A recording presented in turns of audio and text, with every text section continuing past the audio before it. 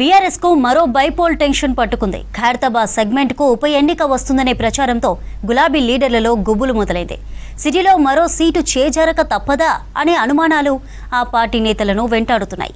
సిట్టింగ్లో సీటులో అధికార పార్టీని ఎదుర్కోవడం ఎలా అన్న ఆలోచనలో పడ్డారు గులాబీ నేతలు.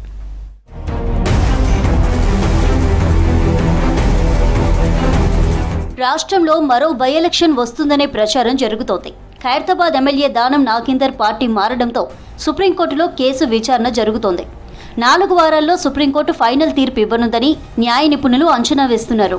దీంతో బీఆర్ఎస్ పార్టీ ముఖ్య నేతలకు టెన్షన్ పట్టుకుంది.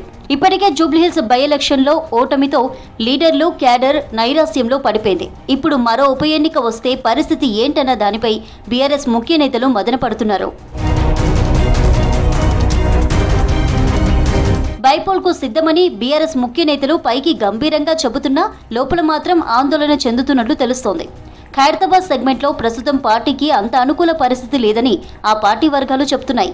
బై ఎలక్షన్ వస్తే కాంగ్రెస్ నుంచి మరోసారి దానం నాగేందరే పోటీ చేసే అవకాశం ఉంది. దీంతో ఆయనకు గట్టి పోటీ ఇచ్చే నాయకుడు పార్టీలో కనిపించడం లేదని ఇంటర్నల్ రివ్యూల్లో చెబుతున్నారు అధికారులు. ఖైరతాబాద్లో 2009, 2018, 2023లో 3 సార్లు దానం నాగేందర్ గెలిచారు. 2023 ఎన్నికల్లో బీఆర్ఎస్ నుంచి పోటీ చేసిన దానంకు 67,000 ఓట్లొచ్చాయి. కాంగ్రెస్ నుంచి పోటీ చేసిన పీజీఆర్ కూతురు విజయారెడ్డికి 45,000 ఓట్లు పోలయ్యాయి. 38,000 ఓట్లతో బీజేపీ అభ్యర్థి చింతల రామచంద్రారెడ్డి 3వ స్థానంలో నిలిచారు. సెగ్మెంట్లో మాస్ లీడర్గా పేరున్న దానంపై పోటీకి నేతలెవరూ ఇంట్రెస్ట్ చూపించడం లేదనే టాక్ ఉంది. ఒకవేళ బైపోల్ వస్తే జూబ్లీహిల్స్ రిజల్టే రిపీట్ అయితే పరిస్థితి మరీ దారుణంగా మారుతుందనే టెన్షన్ గులాబీ నేతల్లో ఉంది. అయితే మాజీ మంత్రి తలసాని ఖైరతాబాద్ టికెట్ తన ఫ్యామిలీకి ఇవ్వాలని అడుగుతున్నట్టు తెలుస్తోంది. తన కుమారుడు సాయి కిరణ్ యాదవ్కు టికెట్ ఇవ్వాలని పార్టీ పెద్దలను కోరినట్టు సమాచారం.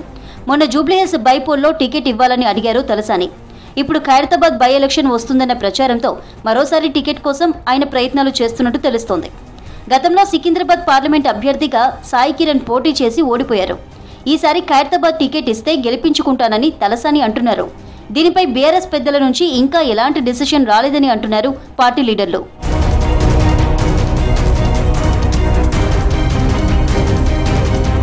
ప్రస్తుతం ఖైరతాబాద్ నియోజకవర్గ బీఆర్ఎస్ ఇన్ఛార్జిగా ఉన్న మన్నె గోవర్ధన్ రెడ్డి టికెట్ ఆశిస్తున్నారు. 2014 ఎన్నికల్లో ఇదే నియోజకవర్గం నుంచి పోటీ చేసి ఆయన ఓడిపోయారు. ఈసారి మరోసారి అవకాశం ఇవ్వాలని అంటున్నారు. కొన్నేళ్లుగా మన్నె గోవర్ధన్ రెడ్డి ఖైరతాబాద్ సెగ్మెంట్లో పనిచేస్తున్నారు. ఈ నియోజకవర్గంలోని వెంకటేశ్వర నగర్ కార్పొరేటర్గా 2 సార్లు విజయం సాధించారు గోవర్ధన్ రెడ్డి భార్య కవిత. పార్టీ వర్కింగ్ ప్రెసిడెంట్ కేటీఆర్కు మన్నె ఫ్యామిలీకి మంచి సంబంధాలున్నాయి. గ్రేటర్ పరిధిలో ఇప్పటికే 2 బై ఎలక్షన్స్లో ఓడిపోయి సిట్టింగ్ సీట్లను కోల్పోయింది కారు పార్టీ. ఈ పరిస్థితుల్లో ఖైరతాబాద్ బైపోల్ వస్తే ఎలా ఎదుర్కోవాలన్న దానిపై గులాబీ లీడర్లే టెన్షన్ పడుతున్నారు.